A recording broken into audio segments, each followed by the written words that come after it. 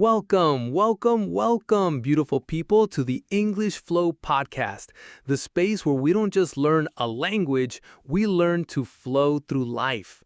I'm your host, Leo, and with me, as always, is the one and only, my incredible co-host, Kee. Yo, what's up, everyone? Super excited to be here. Leo, I've been buzzing all week about this topic. It's something I think we all need to talk about, like yesterday. Me too, Kee. And I think it's a conversation that has never been more relevant.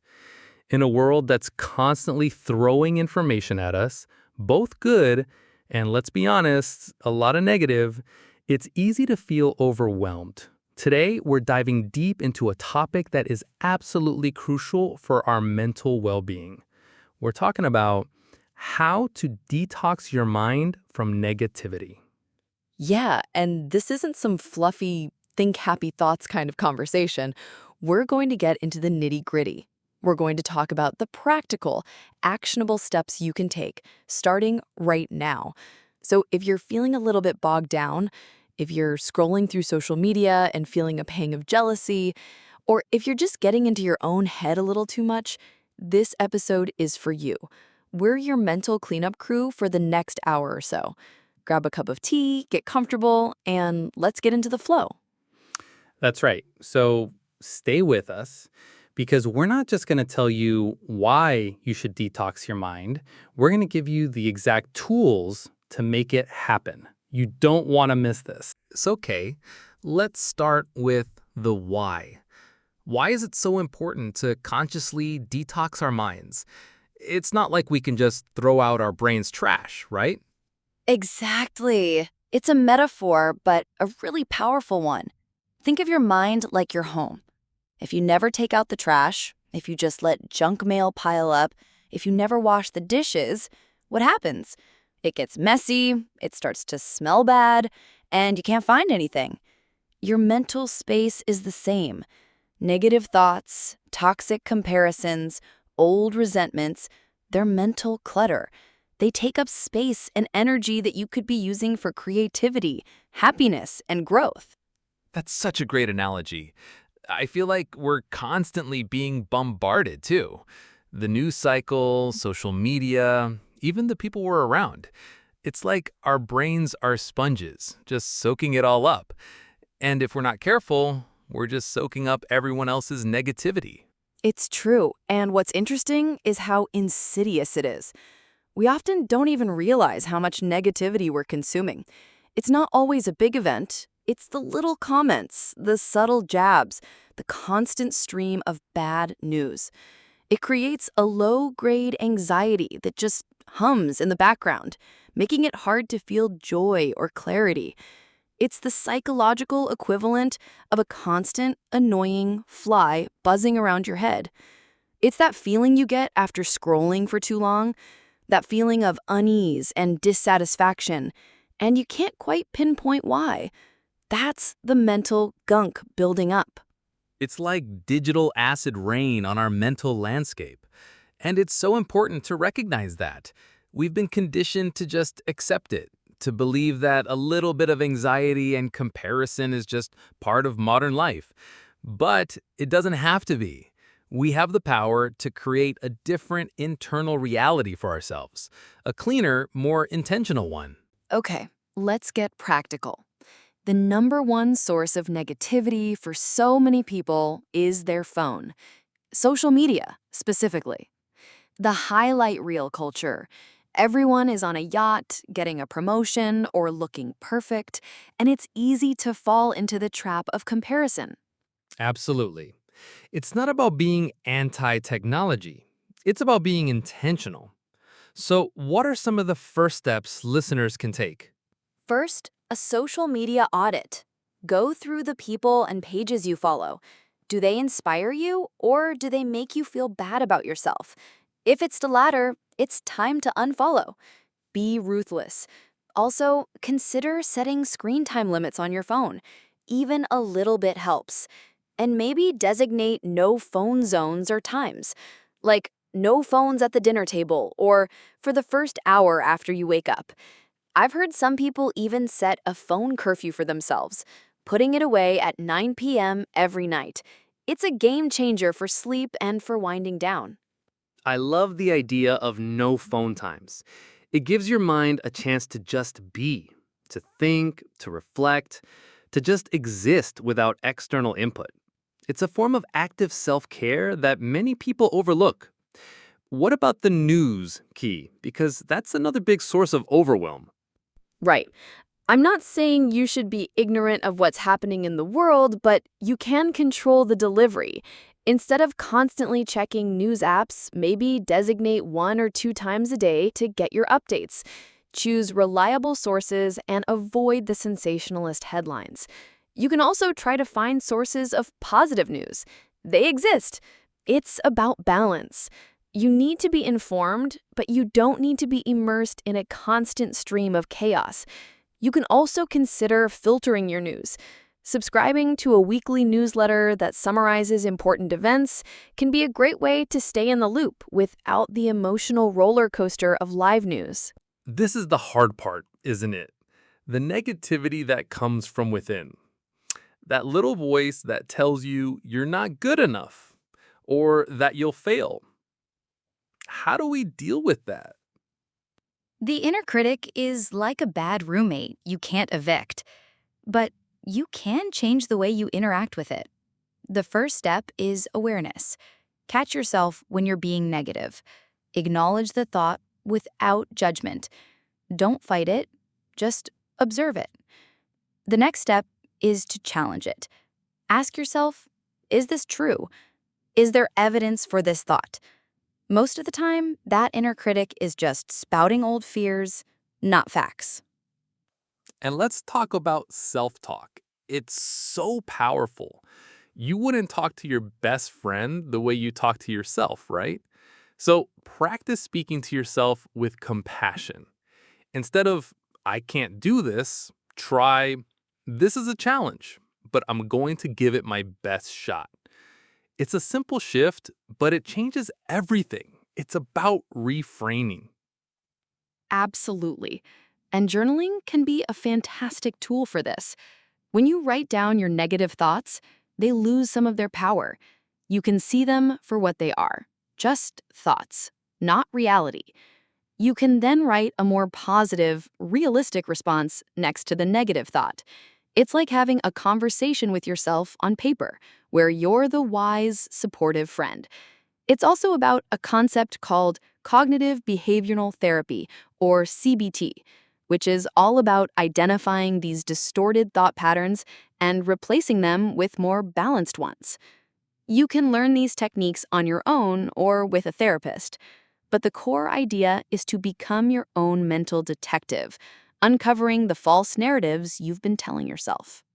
We can't talk about a mental detox without talking about the body. The mind and body are so connected. What we put in our body, how we move our body, it all affects our thoughts. Absolutely. Simple things can have a massive impact. Drinking enough water, getting a good night's sleep, and moving your body. Even a 15-minute walk outside can do wonders. It's about getting oxygen to your brain and releasing those feel-good chemicals. And let's not forget about our environment. Tidy space, tidy mind. Cleaning your room or your workspace can be a form of mental decluttering. And I think it's important to differentiate between exercise for performance and movement for joy. You don't have to become a marathon runner to get the benefits. Just putting on some music and dancing for 10 minutes, or stretching on the floor. It's about listening to your body and giving it what it needs, which in turn helps your mind. It's a holistic approach. Also, consider the power of nature.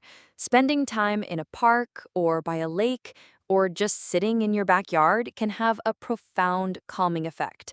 It reminds us that there's a bigger, more peaceful world out there, beyond our own thoughts and worries. This is a big one. You are the average of the 5 people you spend the most time with. If those people are constantly complaining or gossiping, it's going to affect you. 100%. It's not about cutting people off, but it's about setting boundaries. It's okay to say, hey, I'm not in a place to listen to negativity right now. And actively seek out people who lift you up. Find communities, online or in person, that are focused on growth, learning, and positivity. And on that note, let's talk about giving back. Sometimes the best way to feel positive is to do something positive for someone else. Volunteering, helping a friend with a project, or even just offering a sincere compliment. When you contribute to the positivity of the world, it reflects back on you. It's a simple but powerful way to shift your focus outward and away from your own internal struggles. It's a fundamental principle of human connection. We are wired to feel good when we help others. It's a natural anti-negativity drug. We've given a lot of concrete tips, but what about the daily practice? The thing you do every day to maintain this new, positive mindset? For me, that's mindfulness and meditation. I agree completely. It's not about sitting on a cushion for an hour. It can be as simple as taking 5 deep breaths before you start your day, or just spending a minute or two focusing on a single task, like washing the dishes without letting your mind wander. It's about being present, which is the opposite of being lost in a spiral of negative thoughts about the past or future. Right. And consistency is key. You're not going to be a master meditator overnight. But just like going to the gym, the little bit you do every day adds up. Over time, you'll find that you're less reactive to negative events, your inner critic gets quieter, and you have more mental space for the things that truly matter. It's about building a muscle for peace and clarity. And let's be real, a lot of people think meditation is about clearing your mind completely. It's not. It's about learning to observe your thoughts without getting swept away by them. It's about recognizing, oh, there's that negative thought again, and just letting it float away like a cloud, instead of grabbing onto it and dwelling on it. I feel like we can't end a conversation about detoxing from negativity without talking about its ultimate antidote, gratitude. It's the single most powerful tool for shifting your mindset. It's not just a nice feeling, it's a practice that literally changes your brain chemistry. When you're in a state of gratitude, your brain releases dopamine and serotonin, the feel-good chemicals. It's a scientific fact. Yes, 100%. Gratitude is a muscle, and the more you use it, the stronger it gets. It's not about pretending everything is perfect or being in denial about your problems. It's about acknowledging the good things that exist, even when you're going through a tough time. It can be something as simple as the sun shining, the roof over your head, or the hot cup of coffee you're holding. It's about retraining your brain to see the glass as half full, not empty. A great practice is a gratitude journal. Every night before you go to sleep, write down 3 things you're grateful for from that day. They can be big or small. What this does is it trains your brain to actively look for the positive. When you're constantly seeking out the good, you're not giving space for the negative. It rewires your brain's neural pathways to focus on abundance rather than lack. It's the final, crucial step in our mental detox journey. We've all had those days where everything feels wrong, but if you force yourself to find just 3 small things, a kind word from a stranger, a funny video you saw, a moment of peace, you end the day on a completely different note. It's a powerful mental reset. And it's not just about writing it down. It's about feeling it. Take a moment to truly feel the warmth of that gratitude. Say it out loud. I'm so grateful for my health. I'm grateful for this good food. This deep felt sense of gratitude is what makes the magic happen. It shifts you from a place of scarcity and stress to a place of abundance and peace.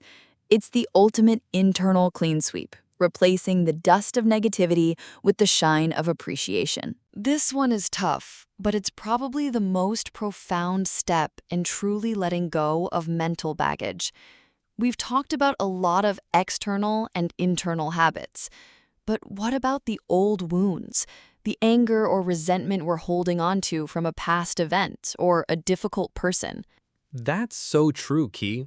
Forgiveness is not about condoning someone's actions. It's about releasing yourself from the burden of carrying that pain. Holding on to resentment is like drinking poison and expecting the other person to get sick. It just eats away at you from the inside out. It drains your energy and prevents you from moving forward. It's a heavy chain you willingly wear. Exactly. And the person you need to forgive isn't always someone else. Sometimes it's yourself. We are our own harshest critics. We replay our mistakes and failures over and over. A big part of detoxing your mind is learning to forgive your past self for the choices you made with the knowledge you had at the time. It's about saying, I did my best then, and I'm learning and growing now. Self-forgiveness is the bedrock of self-love and confidence. Without it, you're constantly fighting a battle with your own past. So, how can listeners start this process? Forgiveness can feel like a mountain to climb. Start small. You don't have to have a grand theatrical moment of forgiveness. It can be a quiet internal declaration. Say to yourself, I release this resentment. It no longer serves me. You can write a letter to the person you need to forgive and then burn it, or delete it as a symbolic act of letting go. This is a powerful ritual that tells your subconscious mind you are ready to move on. The key is to recognize that your mental peace is more important than being right or holding a grudge. Forgiveness is a gift you give to yourself, not to them. It's about freeing yourself, not excusing them. Once you release that poison, you create a huge amount of space in your mind for positivity to flow in. It's the ultimate cleanup, the final step in truly flowing through life with a light heart and a clear mind. And with that, we've reached the end of our journey today. Thank you so much for flowing with us through this deep dive on detoxing your mind. We truly hope that something we've said today has resonated with you and given you a little bit of a roadmap for finding more peace and clarity in your life. Yeah, remember that this isn't about being perfect. It's about being human, and it's about making small, conscious choices every single day. The best time to start your mental detox was yesterday, but the second best time is right now. You've got this. A huge thank you to everyone who listened. We love creating this space for you, and we can't wait to connect with you again on our next episode.